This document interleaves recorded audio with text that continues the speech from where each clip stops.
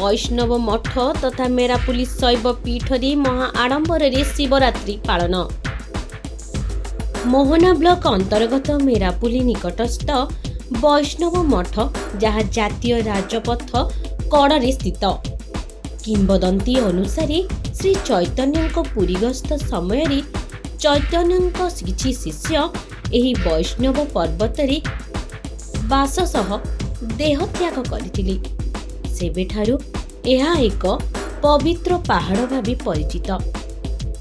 वर्तमान किछि वर्ष हेब जणे आदिवासी व्यक्ति को स्वप्नादेश होई दुईटी शिवलिंग उत्पत्ति होइथिला, जहाँकि कालेश्वर और मुक्तेश्वर नामरे नामित। ताहाले कौन कहउछन्ति ग्रामवासी, आसंतु पचारि बुझिबा। मोर परिचय होची विश्वनाथ दले।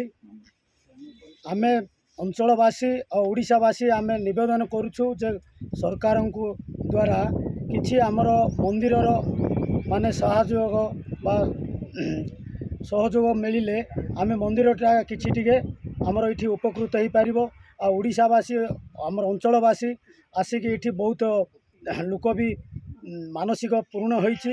तेणु करी आमे सरकार कहूँ जे आमर किछि अनुदान रखंतु बा दियंतु।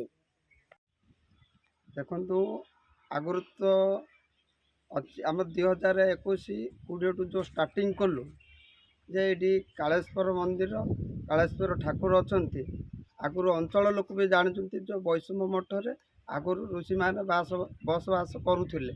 तेणुक ये वैष्णव मठ ना दिखाई। तेणुक ये ठाकुर शिवलिंग अच्छा प्राप्त जो 21 आम पूजा अर्चना कलु तांकर बहुत अंचलवासी माने मानसिक सफलता पूर्णता भी होती। तेणुक अंचलवासी ये आम अंचल बोली आम कहूँ आई आम 3टा पंचायत एरिया पाखे कौटी भी मंदिर नाला जहाँ हो ये गोटे मंदिरटी बाहर बोलिया अंचलवासी भी बहुत मानसिकता पूर्ण। मो नाम नीलांचल साहू मेरापल्ली। यही मंदिर रहस्य प्राय बहुत दिनर वर्तमान आमर ए मंदिरटी दीर्घ 5 वर्ष है आरंभ होती, किंतु रहस्यटा प्राय 1500 ख्रीष्टाब्द लगी रही।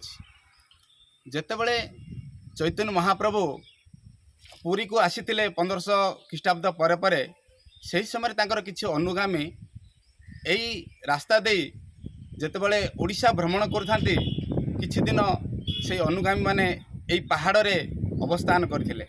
तेणुक यही पहाड़र नाम थिला वैष्णव मठ। किंतु दीर्घ काल परे जने आदिवासी युवक रया मलिक कामिलगुड़ा से तांकर स्वप्नादेश फल ग्रामवासी जरिया यही अंचल किछि खनन कार्य आरंभ करी 2टी आमे शिवलिंग प्राप्त होता।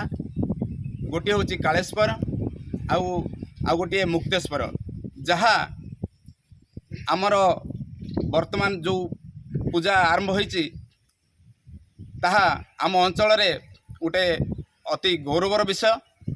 आमे वर्तमान सरकार को निवेदन करुछु जे यही जो पारंपरिक पुराणा पीठटी को पुनरुद्धार कले आमर अंचलवासी उपकृत हो पारिबो।